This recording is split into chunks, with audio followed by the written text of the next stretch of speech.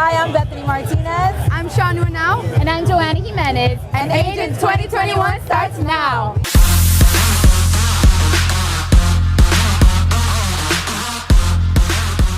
I really want to go into Q&A and maximize our time together. But what I really want to talk about before I go into that is, in the macro, I genuinely believe that this is the greatest era to be navigating in the human race. I just actually believe that. I believe that we've made so many advances, but most of all, everybody that's here today has the luxury of being alive during the prime years of the internet, which is the disproportionate invention in the human race. We are now, the internet was awesome in 1996, but it wasn't at the scale that it is today, and the opportunities are ludicrous. And for all the disruption that's happening in all four of these categories that so many of you are in, with all the innovations of the companies that have the leverage with referral fees and things of that nature, you too could take the power of that platform and you could have the relationship with the end consumer if you chose to. And that's just not how it used to be. It used to be too expensive to do that. It was expensive to build 50 offices. It was expensive to give Walmart, millions of dollars to put your product on the shelf. This is the moment. This is really the moment. And a lot of my passion and the reason I've gotten so loud, especially over the last 2 or 3 or 4 years, is predicated that I just know this is the moment. I know when you have the best hand, you need to go all in. And the fact that you are even at this event, know about me and or this space or this movement is a fundamental advantage. There are millions and millions and tens of millions of agents and dealers and companies and people that look like you for a living that haven't even begun the process of accepting the realities of the technology advances in our society. So it would make me super fucking happy if everybody clapped it up for each other.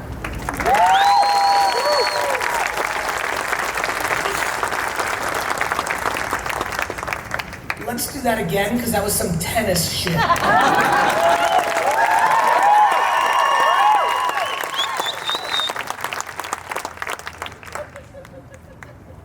The content is the variable of success.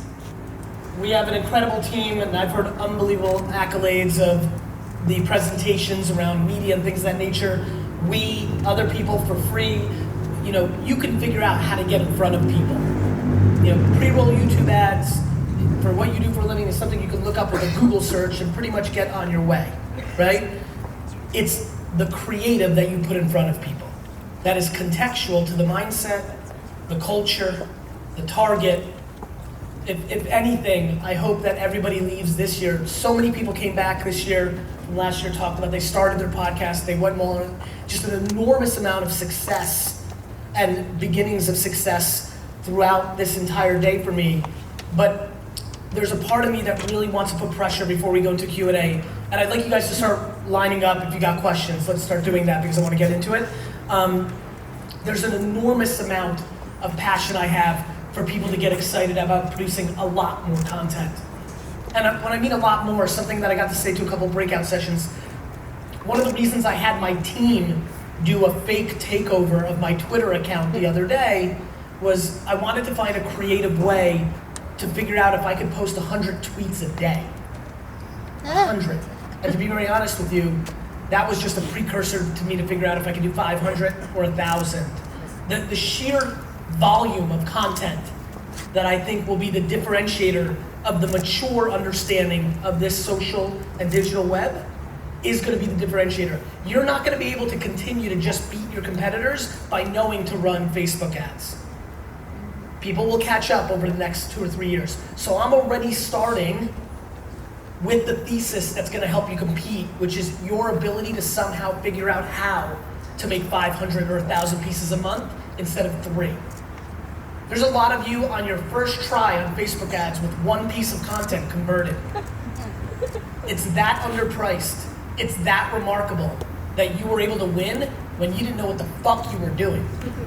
So, this is a really important time, and I'd love to get into some very specific questions, so let's do it. So, go ahead, my friend. I'm a little nervous here. Don't worry. Cool. First of all, as a Miamian, I think it's really cool that you're here, and welcome to the city. I think you're a guy that understands the relevance of hubs that affect culture, and Miami really is affecting the Latin American, North American nexus of culture, which is a big growing thing, and I think it's awesome that you're in on that. And my question is, man, you're winning in like one of the loudest spaces. That's the most wide open tournament for anybody to compete in. And I think one of your big differentiators when I listen to you, and that I really like, is that your end goal is to build an empire of honey. Yes.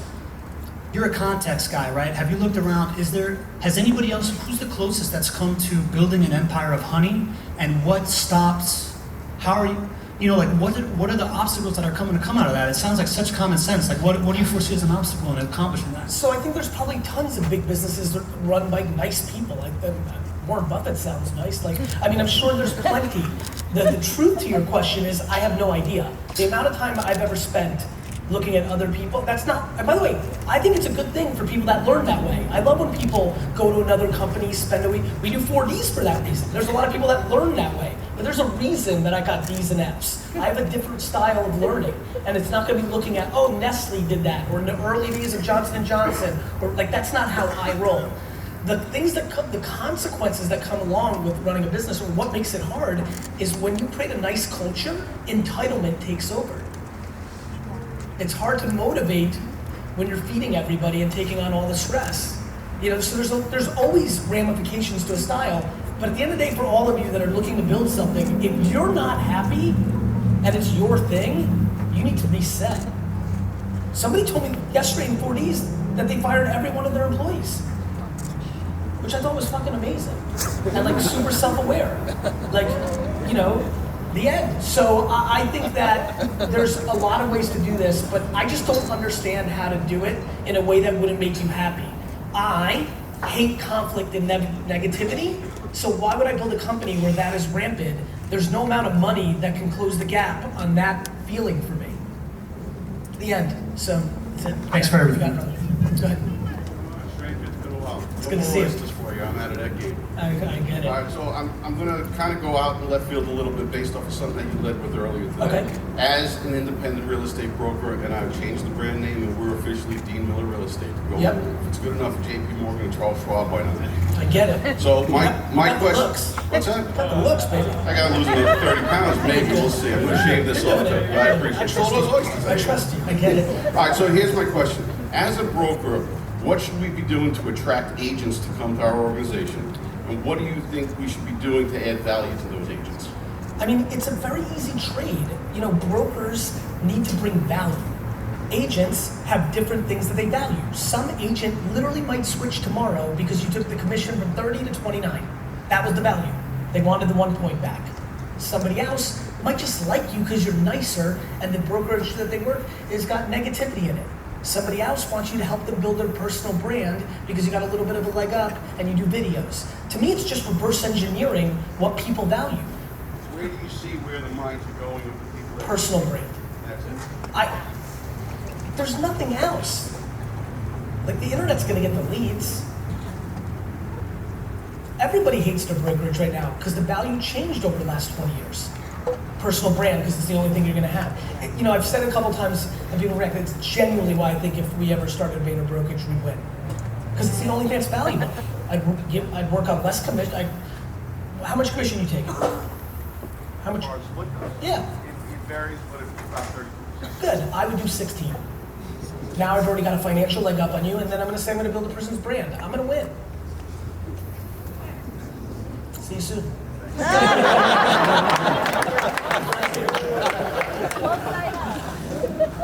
Hey Gary, Jesse Lassiter here from Bayfield, Colorado. Question for you about Agent 2021. Earlier you mentioned that last year, kind of getting flack, people were saying it's kind of a hodgepodge of industries. And honestly, as I said earlier, it wasn't flat. People were just like, why'd you make a conference with travel? And how'd you come up with that? And I didn't really answer it last year, and I'm alluding to it a little more this year, which is these are industries that I think are disproportionately going to get disrupted by people that did a good job by getting in the middle of everybody, by building great big companies on top of Google that got all the leads and now siphoned it all out because everybody here is in short-term sales DNA. And to piggyback off what the gentleman was just talking about, so is that the end game for VaynerX to create brokerage business? No. But I might. I also might start a bubblegum brand. Or buy a soccer team. I don't know, but when I see things going on, I lean in, and some things manifest and some things don't. Thanks. You're welcome. One quick question. What are you and The Rock up to? What's that? Me and The Rock? I mean, oh, that. Absolutely nothing. That was a Throwback Thursday video from 2 years ago. So, not much. Hey Gary, Leo Gonzalez here from Orlando and Accurate Mortgage. Just wanted to say first things first, thank you for hosting us all here and Thank obviously you. all the content that you put out. Really, it's changed my life and I'm sure other people here as well. Thank you. Just kind of want to go on a macro level, not really anything specific and industry related, just more of like leadership style. Okay. How do you deal on a personal and as a managerial level with emotional and work distress? Maybe helping your employees compartmentalize. Like myself, I can do it pretty well. I can put out fires, kind of like how you pointed out, Yeah. relative ease. But how do you, as a leader, pretty much help your employees compartmentalize that? Communication. Right. Right? Like, there's a lot of employees who, I create infrastructure. It's why it was very important for me to build up Claude and the HR department and chief art officer. I lean into leaders that have been around Vayner for a while that build up equity by just being in the company for a while. So I don't get my hands into things where I don't need to get my hands into. Caring, just being updated when things are going on with people. So I stay very close to HR that way. If things are going on in people's personal lives or if there's conflicts with inter-department or people of that nature. I think it ultimately just comes down to over-communicating. When I get the chance to do it one-on-one, it's always rooted in insecurity. People are just insecure. And then, if I get the luxury of really getting to know them, you try to figure out why. And if they can figure out why, you can start building towards the resolution. But it's caring, right? Yeah. No. I mean, just caring to speak to them about that. And one of the things is candor. I talk about radical candor not being a strength of mine at one point at Vayner, but in hindsight, there was a lot of candor. Like in its detail, I was very comfortable over communicating why I thought they were acting that way because they were scared they were going to get fired. 90% of people navigate through with fear as the lead. But besides communicating, trying to communicate as much as possible, is there anything else you would suggest to kind of break through that wall? Maybe new employee or an employee who maybe doesn't feel comfortable sharing things. You try to create multiple things. It can't just be come to me. I have an open door policy, nobody comes, right? Then you force it. Then you do group dinners. Then you really invest in the people that are cultural monsters within your organization, right? There are many people at Vayner over the last decade that are the reason it worked because they were great at HR and somebody would trust them but not me, right? So it's just creating a culture where you're eliminating fear. Makes sense. And firing shitheads. Yeah. Thank you. You got it, brother. Hi. Hi, Gary. So you talk a lot about creating content and attention is the asset. And Yes. as agents, we are constantly putting out fires, as that gentleman over there said, and we have inspections to go to and contracts to negotiate and all these different things that are working on our business. And I know that. What are you doing with the other 16 hours? Right. So how do you prioritize creating content and creating that, videos and social stuff when a lot of the time is taken up by clients and Makes sense. inspections and things like that? First things first, which is what's your ambition, right? For a lot of people here, they don't have to, right? In the essence, to me, it comes down to how many hours do you work and what are you doing within those hours and how much money do you want to take home? If you're doing really well and you want content, you could hire somebody to film you and post-produce. You could, right? If your ambition is enormous, you could work an extra hour. So this is just about resources of money and time mapped against your ambition. There's no, I can't. Of course you can. Every single person here wastes an hour every day on dumb shit, including myself. Including myself. Of course. So stop doing dumb shit. Right? But it starts with the self-awareness that that's the case. Yeah. And then it depends on how ambitious you are. if you're buying into my model, you're running a marathon. I'm talking about branding and long-term wealth creation. I'm not talking about short-term sales arbitrage. Right, right. So people pick short-term. They want to buy a Lambo. Right. They want to go on a better vacation this year.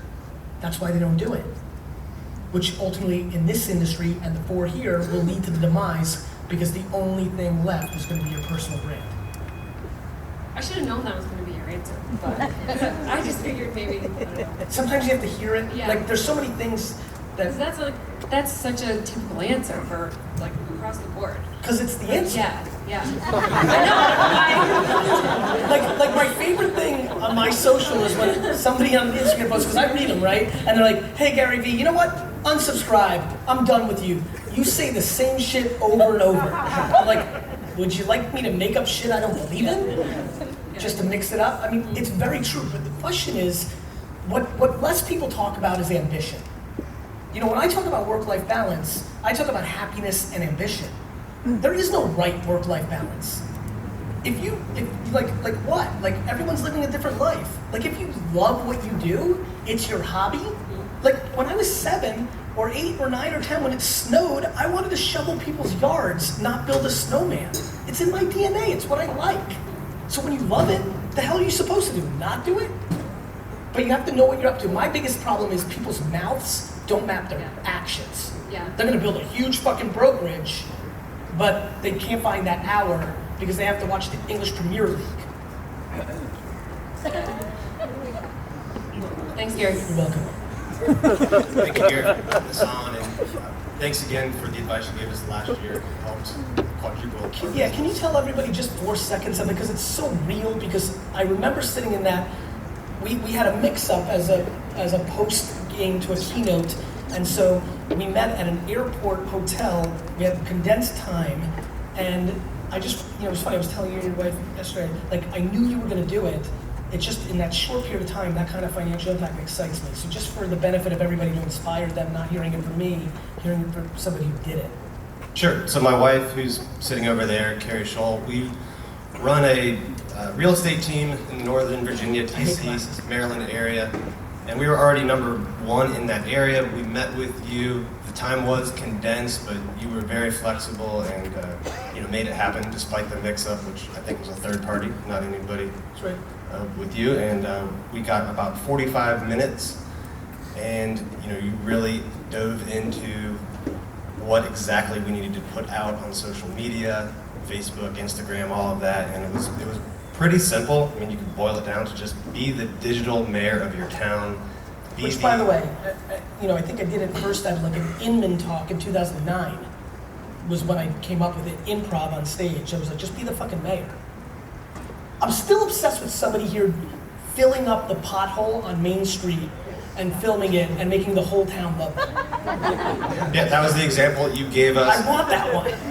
So we went out and did a whole bunch of series, just going to restaurants, bars, neighborhoods, and filming like a 2-minute highlight reel of what that bar was about, what that restaurant was about, and then promoting it on a local blog that was paid, running Facebook ads to that area, and all of a sudden people were, it didn't work for about a month or two, but then all of a sudden people were like, And by the way, shit, the I'm amount seeing of you people everywhere. that bail at that month or two part is a lot. Because these industries, why I'm attacking it, are sales driven.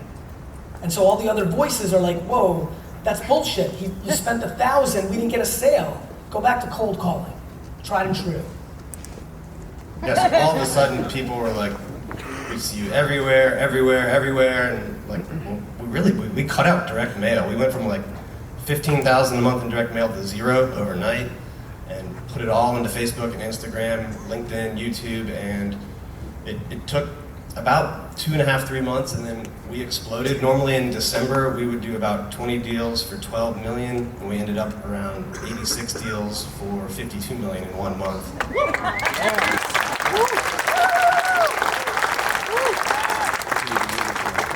So my question is, and thank you for that, but my question is, how do we scale it and make it even bigger? And when you're doing that, how do you balance the need to just put out a fuck ton more, but still be authentic to your voice and true to your brand, because there's a lot of stuff to look. Because I imagine for you, like you've probably got 15, 16, 20 people just working on your personal brand. Like how do you make sure they're putting out stuff that matches your voice and what you want? Because I post everything and write all the copy. Guys, I post every single Instagram post and every tweet. It's me. I write the copy. Like when Caleb was filming me today, there's even things I've said where I give him a look so he can remember to cut out that part. Otherwise, they watch and look for the good stuff. Then it goes into a text chain with 20 people. I approve if I like it. Sometimes I like the title they put at the top. Sometimes I don't. I change it. Then I take it. There's a reason there's only one post today. We've been busy here. It's authentic because it's authentic. How do you avoid you being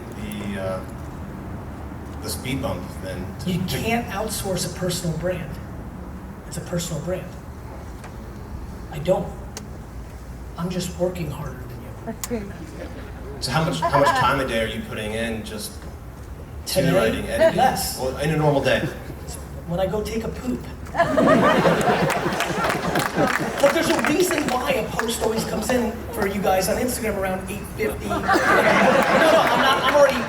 It's because a really good time for me. And you know, it's fun to have honestly, and this is about life, like honestly, it's fun to have my parents here. I've started speaking less to my mom in the last year and a half because I need that 5 minutes to get that one post out. And that doesn't make me happy, by the way. That's just the truth to your answer. The reason you'll see so much from me at 8:50 to 9 is that's that little window I'm in the car right before I get into the office where I can sneak one in. And I also know that you guys are starting to get to your day. Then you're gonna get something somewhere around noon, 1. I don't eat lunch, but like it's consciously hitting me like, fuck, I need to like think about getting another one out in the next 4 hours. But like it's random, but it's the most valuable thing. Guys, everyone's like, when do I do this when I have to do my real job? I'm like, your fucking real job's bullshit. This is the game. Yes. So are you actually like on the Instagram app typing it with your thumbs, or are you doing No, it my somewhere fucking else? tongue. I'm posting it. Me.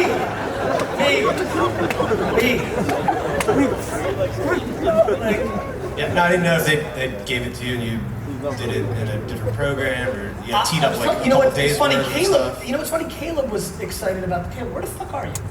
Like 6'7" with a fucking huge beard. I can't find there. Okay. Caleb actually did a good job. I gave him a compliment yesterday because I like the way he vlogs me. It's a new look, fresh eyes, right? Me and D-Rock are in our cadence. Me and Babin were. Me and Iris were. He's brought a really good element because he was a big fan and knew a lot of stuff, and there was things that he knew weren't answered, and he's really helping me answer things. He filmed me yesterday, posting it on the way here for 4Ds, and he got me to say something. He was interested in it. Here's what happens. I get a bunch of pieces of content in my text chain with the whole team. There's clips from the videos because that's why we vlog. Then I look at the title, like, do the right thing, that shit, and sometimes I'll change it, sometimes it's great. Like when you're around people, you can get into that. But then I watch it, and I'll watch it, and then I'll immediately post it. And if I get a call from my dad while I'm in the middle of posting it, when I'm done, I'll have to go back in, rewatch it, because I gotta be really fucking fresh on it, right? And then I'll write the copy, and then I'll post it, and then I'll reply. That's why I created Team Gary Vee. That's them. When you get Gary Vee reply, that's me. I heart it, that's me. So that's how I do it. Thank you. You're welcome. Let me tell you why, coming up to you in the top right, let me tell you why, bottom left, if somebody wants to line up. Let me tell you why that's so important to read your comments. The reason I've been able to continue to come up with shit is because I read comments. The replies to things are the things that allow me to build on things. It's how it's how I got into parenting or self-awareness or keeping up with the Joneses. It was just one long seed to, why is every single person here not doing exactly what I'm saying? That would be something I was interested in. And then I would read and like, oh, insecure, and you just keep going down these paths. You must read every comment, you must reply to it. Everybody here's trying to build a huge following. The best way to build a huge following is to actually give a shit about your small following. Thanks, Gary. Yes, sir. Chris Cano from Line Mortgage of Texas.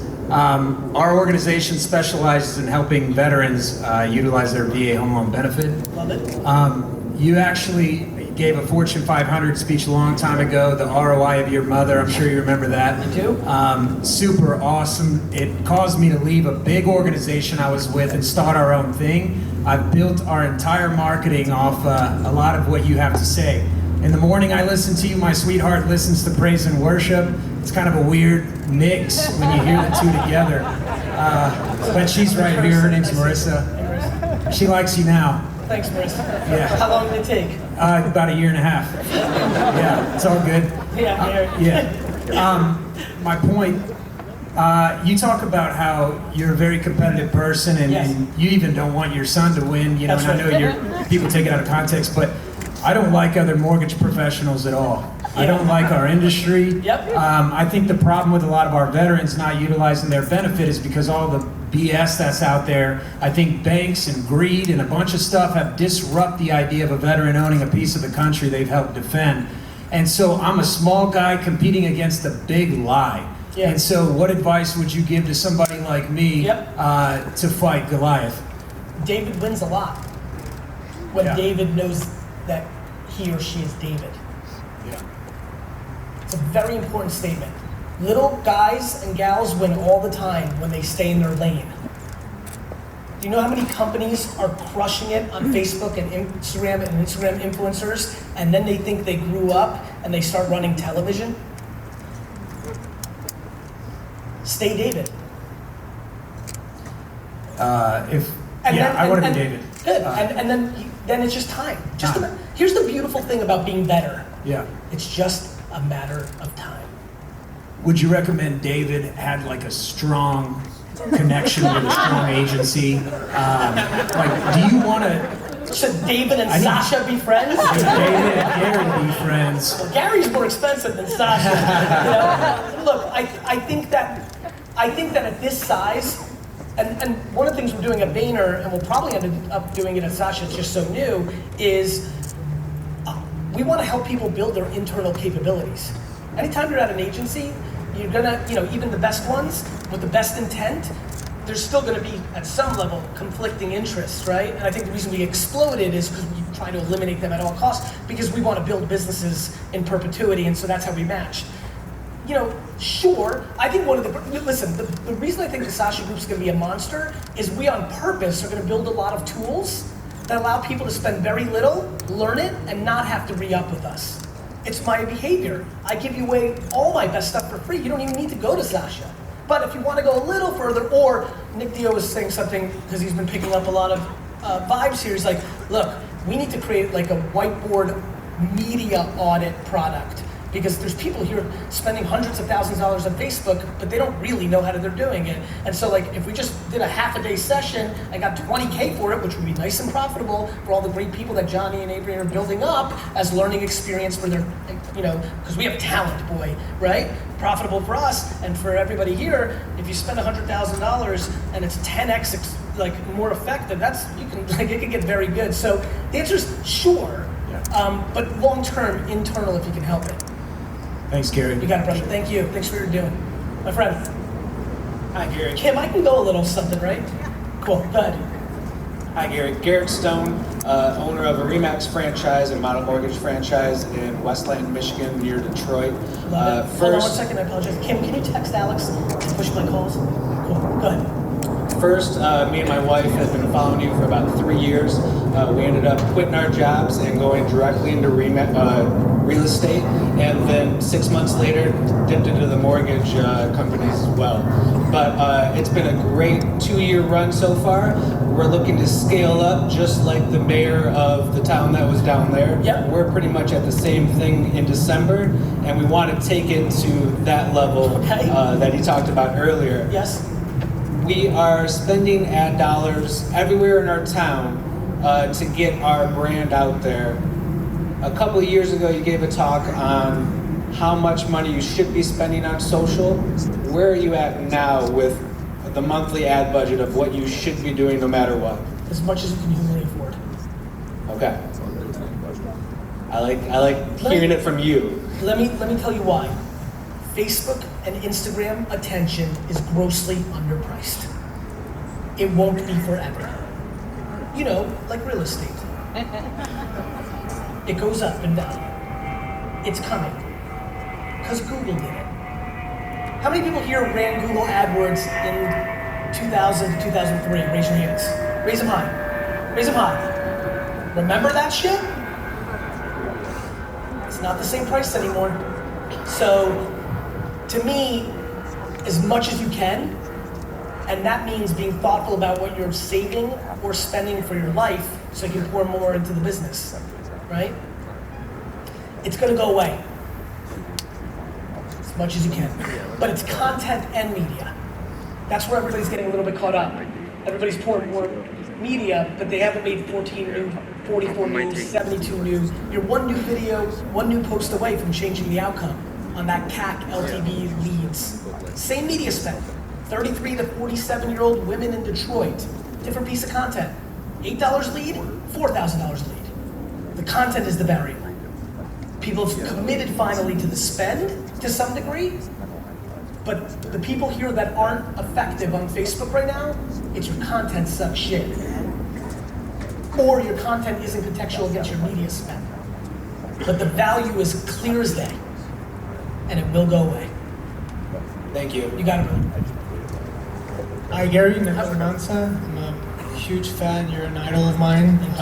Well, maybe D-Rock's an idol of yours. So, it's a pretty rad t-shirt, bro. It's, I came He's prepared, wearing you a know? t-shirt that says, I'll record your videos like D-Rock. I came prepared, and not only that, I made flyers that I said, Old school, I like it. I record, have your own Gary Vee style videos, and I made packages. The Kickstarter, the Rockstar, Lead Like V. How'd it go? I have some, you know, like, she's gonna follow up with me. I have some people that I... Were you aggressive enough or were you too shy? No, I was aggressive. Okay. Were you too aggressive? No. Just, I'm good at the networking thing. I know, like, you know, create rapport and then, yeah. You're romantic. Tonight. Go ahead. I did an Instagram ad, 1 mile radius from here. So I'm doing everything. And actually last year I met you and you gave me the advice to be patient. And you know, I'm being patient, I'm working, I'm doing everything I can. After I ask you this question, I have to record a commercial for a client. Love it. So you mentioned 500 pieces of video a month, but I've been focusing more on my clients, producing it for them because they're the ones that are paying the bills. Totally understand. But I want to do stuff for myself and then keep growing. Good. And so beyond just having interns and doing a shit ton of content, what's like your best advice for me right now? More content. I just believe in it. I don't, you know, like, I'm sorry. Like, I started realizing how much my advice is like health advice. Eat better food, work out.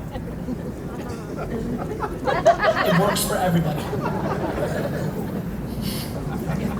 Just getting into like, I want to stay a David enough, you know, I don't want to grow so much, but should I raise my prices so that I can just reduce my clients? Of course you should raise your prices. But everyone, this is always my favorite. People are like, I have so much demand. And then I'm like, raise your price.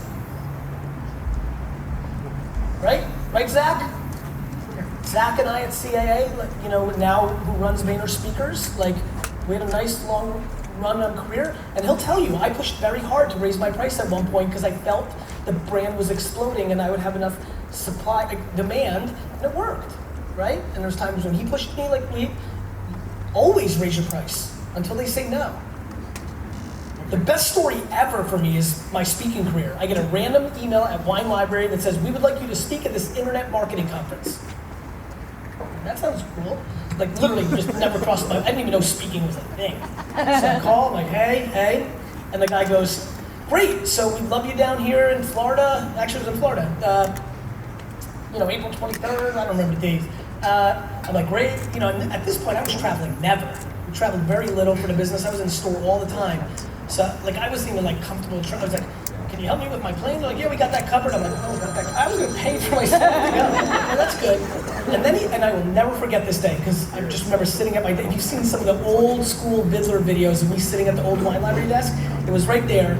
And the guy then goes, how much is your fee to speak?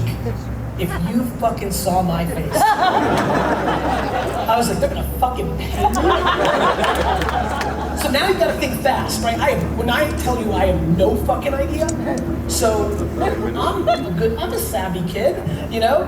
I'm like, all right, I'm gonna throw out, because I have no idea, so I'm gonna throw out something so fucking crazy, because I need to figure out what the actual price is. Like, I have no clue. It's a good opportunity for me to learn. Like, a million things are going through my head. I'm pumped. So he goes, yeah, an hour keynote, like, how much is your price? And I go, $5,000. And he goes, great, we'll send you over the contract. And I go, fuck. He responded so fast. So now I'm pissed. And so I'm like, fuck. First of all, I'm like pissed and pumped and blown away. I'm like, fuck. Like intuitively, I probably understood this was going to be a part of my life at that moment. And then all of a sudden, I get a little kind of crafty, shady. I go to the end and I go, all right, good, let's recap. So, I'm coming to Florida, April 23rd, 30-minute keynote, $5,000. He goes, no, I said 1,000. I go, oh, I'm so sorry, like, I apologize, I didn't hear that part. That's actually $10,000. He goes, okay, great, we'll send it. I go, fuck! Yes, you should raise the price. Thank you, I appreciate it. If anyone needs videos that works. My man, first of all, too fucking close to the mic, but I love what you're doing, brother. Love all this. I got a two-part question for you. One, in real estate, in a second home relocation market, 60% or more coming into the area. Facebook ads run well, a lot of advocacy on a local level. We lead with listings, that's great. We do want to tap into these buyers. We get real bottom of the barrel on the local level because there's no jobs there. They can't afford anything, retirement community. What would you recommend? Do you have data on which cities that are the colder area? Like, have you done that yet? It's a mix. A lot of Bay Area, a lot of LA coming up, but it's also a mix from everywhere as well. So I mean, look,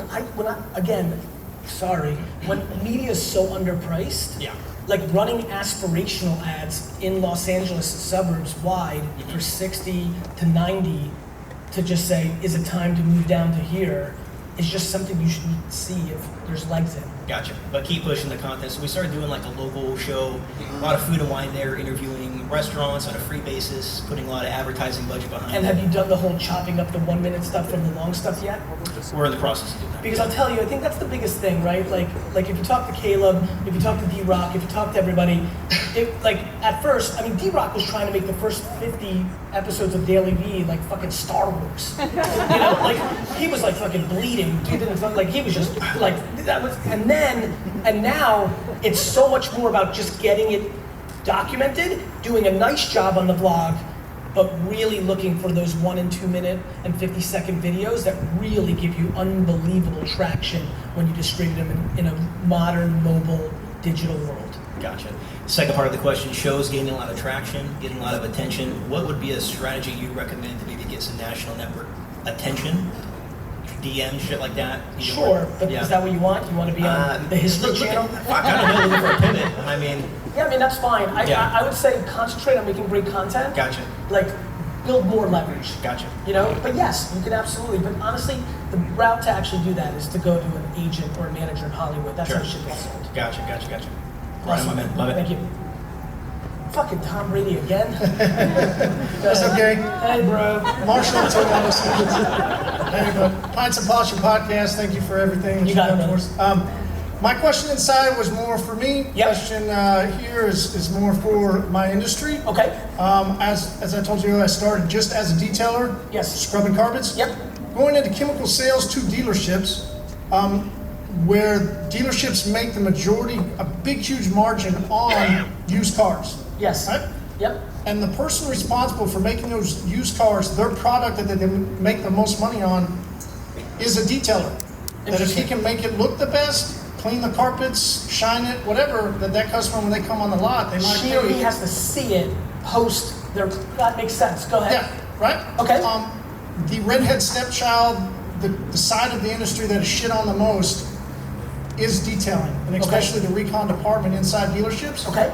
very lack of education, lack of training, lack of proper tools, lack of proper payment, right? All that. Respect. Learning about Honey Empire. Yes. And my question for you was to just even to maybe a dealer here or another dealer, owner, or manager that might be listening, how can dealerships use Honey Empire to invest into those guys, into detailers, to make their lives better and make no matter what you said up to that point, happy employees stay longer and produce better work.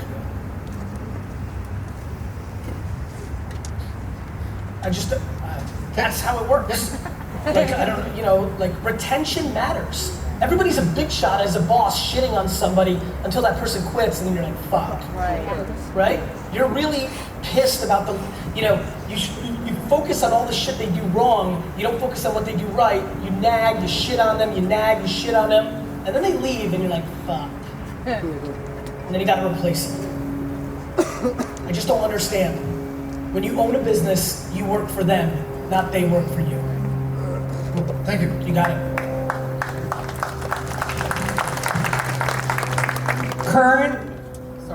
Current thoughts about meditation center expansion. I think meditation is going to be an enormous consumer trend in America. Like, if you listen to me enough to know that I believe this. I believe the next Soul Cycle and Orange Theory and all that shit is actually meditation studios. Gary, what's up? What's up, bro? So, first of all, my name's Dean. I'm in real estate. I started following you a while back, actually, when you were talking about not listening to your spouse, your parents, just doing your own thing. I think that resonated with me a lot, and I think you have to say that 1,000 more times. I'm going to say it 1,000,000 more times.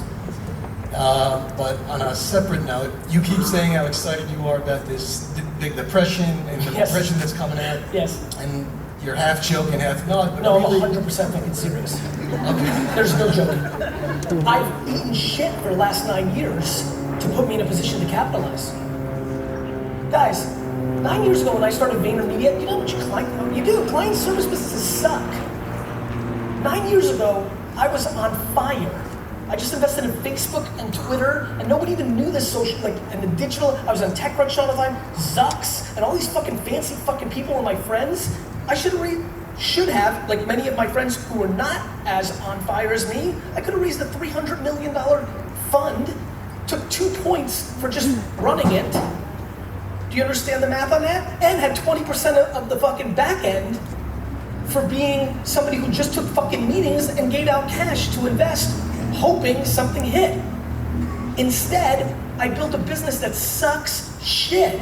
I'm not joking at all, my guy. I fucking put a decade in to build a foundation to fucking capitalize because I want to buy the Jets and win Super Bowls. All right, good. So,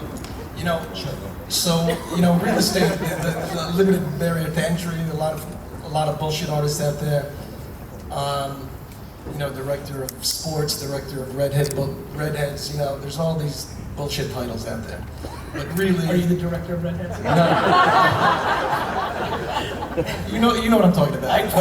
But the housing market is at a slowdown, especially in Miami, and a lot of people are trying to fluff it and talk a big game. And no, it's great, but no, but yes. But bottom line is, we all know where the fuck we're at.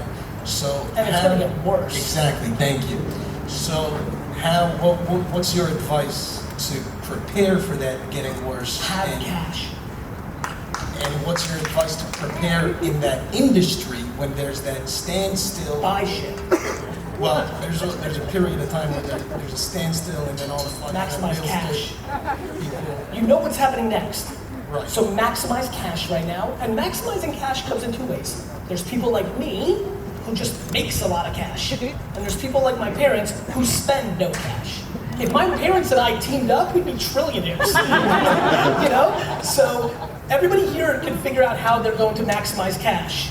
For me, for most people who aren't capable of doing what I'm doing, which is just generate so much, it's probably better to be thoughtful about your spending. Right? Right. No, I mean, look, there's that period of standstill. Everyone's like, oh no, we're at the bottom. No, the bottom's You'll appreciate this. This is going to make a lot of sense to you. I value the depression so much that I've been waiting for the stand. I've been in a standstill for 4 years. I just know that $100,000 today. See, what people do, they're not smart. They don't think it's the bottom yet, so they're trying to pull a couple more shekels out while it's good, right? What they don't realize is that $100,000, when it's a nightmare economic world, is worth $750,000, and they're not going to be able to pull out $750 in this little window. So am I happy that I haven't maximized all my cash? No, I'm not thrilled. Am I going to be super pumped when the shit hits the fan? Super pumped. Here's the best part. I'm telling everybody it's going to happen. Like, you can do it too. It's so black and white. You know. If you're in your shit, if you are in your shit, and it sounds like you're in your shit in Miami, it's not going to get better. It's overbuilt. It's over-leveraged. Tax implications. It's fucked. And this time is going to be much slower than 2008. 100,000%. Or maybe, brother, or maybe not. Maybe the current president and the current atmosphere and whoever else, maybe they decide to put a huge Band-Aid too. I don't know. What I know is shit's going to hit hard. No doubt about that. So my advice is don't try to get cute and get a little out. Maximize fucking cash. God bless. Right? I told Zach to his face, I'm like, we got to hit a big fucking number in speaking this year. I want the cash. Thank you. You're welcome. Gary, once again, thank you so much for everything. What is it, cozy as fuck up there? Is the seats that cozy? You don't want to ask questions? What the fuck's going on up there? The hungry people come to the front. Go ahead. So, I think they're just better chairs, bro. These look like shit. Go ahead. They are digging into the asphalt. I haven't seen them all of it. Not everyone is interesting. Not all content is interesting. Real estate as an industry is not always the most interesting. Who says? Oh, me. Right, you're one fucking dude, Dick. I know. You don't get to say. Fair enough. Right? But you say I do. No, you do for you. Right. But not for the consumer. True enough. The end. This is a very important, I'm jumping in and making a joke to make a very big point. Some people think it's really boring to watch men run into each other and play football. I think it's the most interesting shit in the world. Other people decide watching 6 episodes of Escaping R. Kelly is fucking fascinating. I do not. The audience gets to decide. So I keep telling people here, they're like, I'm not interesting. I'm like, the only thing you've got is that you're actually interesting because you're uniquely you. The biggest advantage everybody here has when it comes to this concept is their truth. But everybody tries to do what's the right thing to do, and they start to vanilla themselves. So go deeper and deeper into content, as deep as I can get. Correct. About anything, like, tripped today, hurt my ankle. Post. Third comments be like, I fucking hurt my ankle too. We're humans, guys. We're humans. I mean it. It's why reality TV won. Reality TV got shit on. Social media got shit on. The closer to the truth, the better. We like it.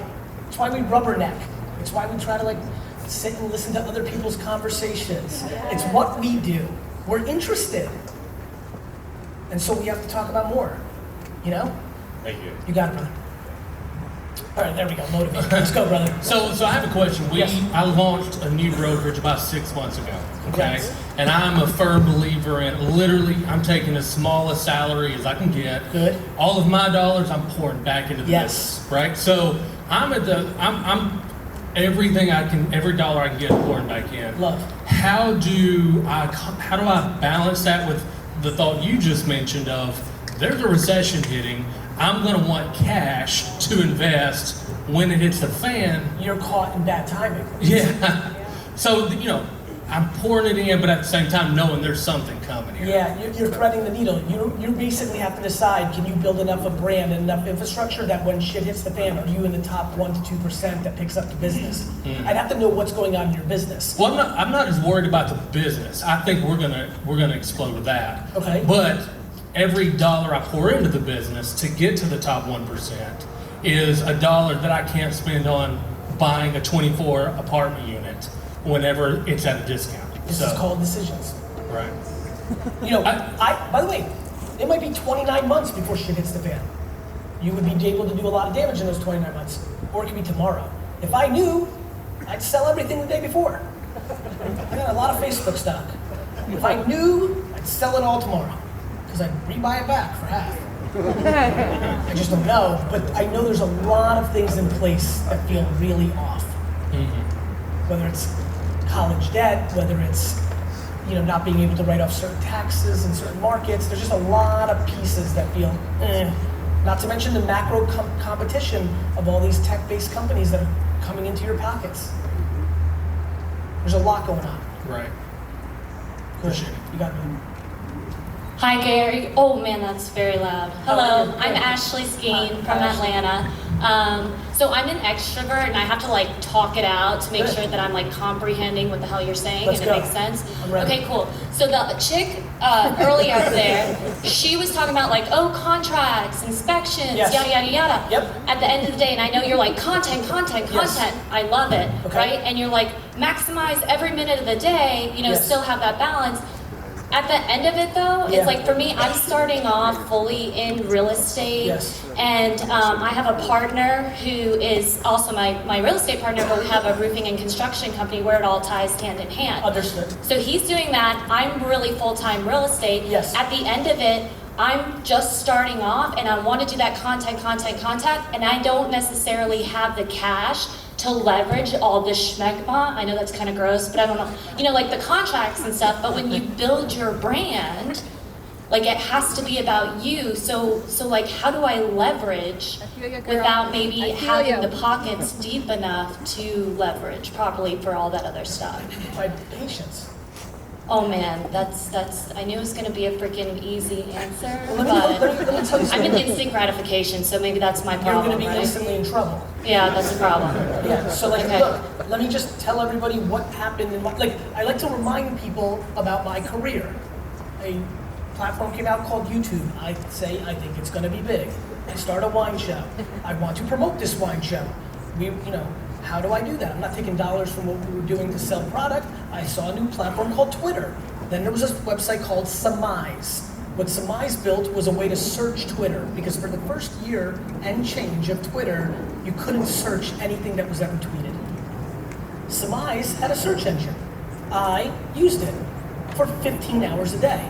Dad, I don't know if you remember this when I started coming in at 10:30 because I was up till 4:30 in the morning because I would stay and work 7, 8, 9 hours, 10, 12 hours searching every wine turn, Chardonnay, Pinot Noir, Bordeaux, Napa, of anybody tweeting anything because nobody knew who the fuck I was. So I read somebody saying, I'm going to Napa today on Twitter, because Silicon Valley, right? Going to Napa today to drink some Merlot. I replied, what kind of Merlot do you like? They replied, Duckhorn. I replied, overpriced. They replied.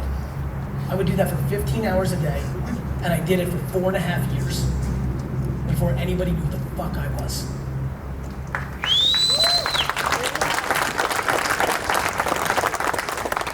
VaynerMedia was started in Buddy Media's conference room because we didn't have enough money to pay for rent. I live my advice. Patience. You don't have the money? I get it. Go and reply to every single person in Atlanta on Twitter. It's free. And if you really, really, really, really, really want it bad, you'll stay up to 1 o'clock in the morning and do it. And if that's too much for your body, listen to your body. Don't get sick. But this is the game. Either put in the work or you don't. There's a lot of pushback to hard work. I'm not on that bandwagon. Hard work is the only thing I know that works when you don't have money. You have money, trust fund, hit the lotto, made it already, use it. Facebook ads. Don't have money? You have hustle. People are starting to try to demonize hustle here and there in different pockets. Hustle's going to be put on a pedestal when the world collapses. I gotta go catch a plane. Thank you. Your shirt is pretty fucking phenomenal. Go ahead. Hi, Devin Ryan from Hawaii. Hey everybody, thanks for having me. I think real estate is moving towards the Amazon, which means I think it takes way too long to buy a house. It should take 45 days. Here, okay, got it. I think it takes 45 days to buy a house, sometimes 2 months. I really think you should be able to walk in, maybe Friday, on a Monday, you get your keys on a Friday, you're good to go, and I think that's where real estate's going to end up, maybe in 10, 20 years. Definitely. I would love to Devin, be on real the quick, front. Yeah. Let me tell you how. Yeah. Blockchain. Yeah. Blockchain. Yeah. That's what blockchain's gonna do. When it's me and him, and none of you fuck faces get in the middle, I'm gonna move in on fucking Fridays. I'm gonna give him keys on Friday. Fuck Monday. Yeah. Yeah. So It's coming. And I want to be on the front of it. Good. Awesome. Build apps on blockchain and wait 17 years for it to be at scale since you're young as fuck. Start putting out content around these thoughts as you're thinking them through.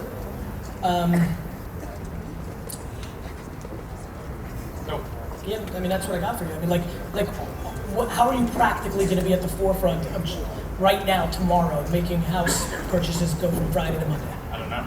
You can't. There's too much infrastructure and too much logistics in the middle in the way the industry is structured right now. You don't have the leverage. The only leverage one can have is putting out content to create new ideas and get people to rally behind them. And that's what I would do. Yeah. The tools are not in place yet. Right. I want to go to Mars and eat a fruit. Cool. How? That's really, there's too many processes and state laws, and there's just too much shit right now. We're going to need a human restructure. The last human restructure was called the internet. It really is in the process of restructuring. The next one will be blockchain. Blockchain has the infrastructure to play out the dream that you have. You're going to have to wait. Good news is, you're young. You'll see it. But I think you should start talking about it.